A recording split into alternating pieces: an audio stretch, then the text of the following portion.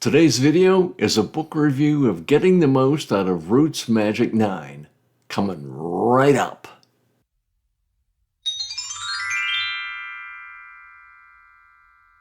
Thank you for watching this video, fellow roadie. I really appreciate your support. Now, I don't usually do this, but I'm going to start with the physical appearance of this book.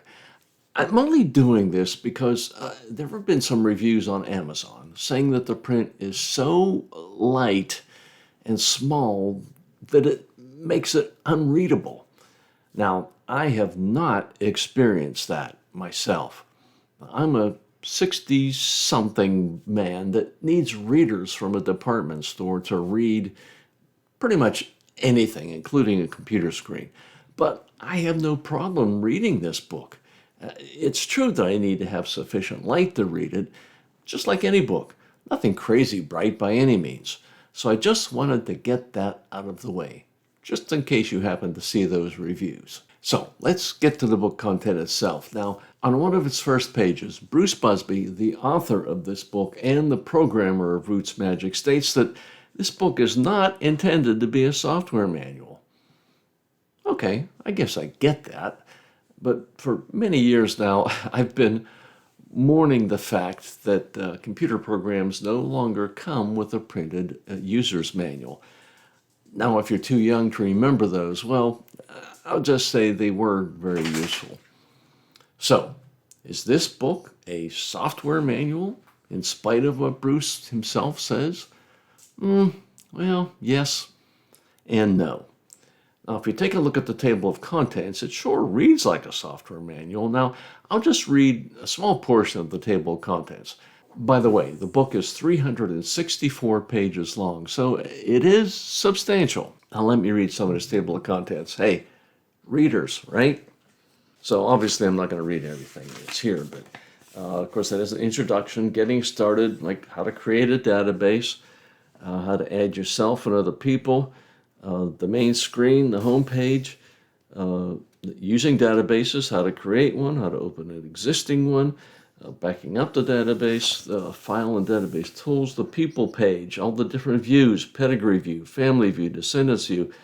So I'll ask the question again. Is it a software manual? Well, in a sense it is, because it shows you how to use the program, but it does it in a bit more conversational way than, say, your typical software manual.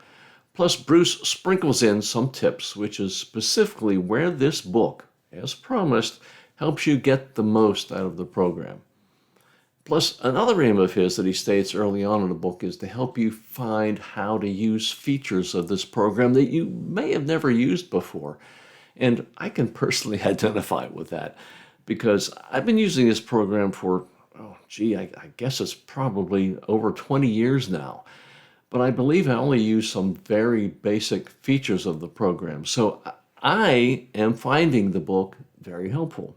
Now, if I had to point out one thing that I sometimes do not like about the book is the screenshots. There are several of them in the book, which is useful, but the full screen screenshots are just okay. You can see them and sort of understand what's going on, but it sometimes takes a close look. But the zoomed in screenshots are very clear and very helpful. So who would I say could benefit from the book? Well, first of all, people who are loyal users of RootsMagic, like myself, that have used it for several years. Second of all, people who want to learn how to use more of the program's features, like I do, and I'm sure there's several other people that also would like to do that. Those of us who miss the old OG users manuals. Yeah, I admit it. Okay, I'm an older guy. I remember those users manual, and yeah, I kind of miss them. Also, finally, people who learn best from hard copy material. I don't know if I fit in that category. I'm getting more used to the online type manuals, but it still is kind of nice to have that hard copy book. Now, don't misunderstand me. You don't have to use this book to use RootsMagic 9. Now, when version 9 first came out in late February of this year, 2023, They're using a wiki to post their help information, in essence, the user's manual. Now they have an actual web page as the help file. As of the date of this video, the homepage still lists wiki documentation, but when you click it, it now takes you to their new help page. Now, I'm sure they'll change that reference to wiki documentation on their homepage. The million-dollar question: should you get the book? Now, that's a very personal choice, of course. I have a link to the book on Amazon below in the video description. So go take a look at it. Click on the graphic of the book cover, and you can see the first several pages of the book, including the full table of contents. Now, if you like what you see, get the book.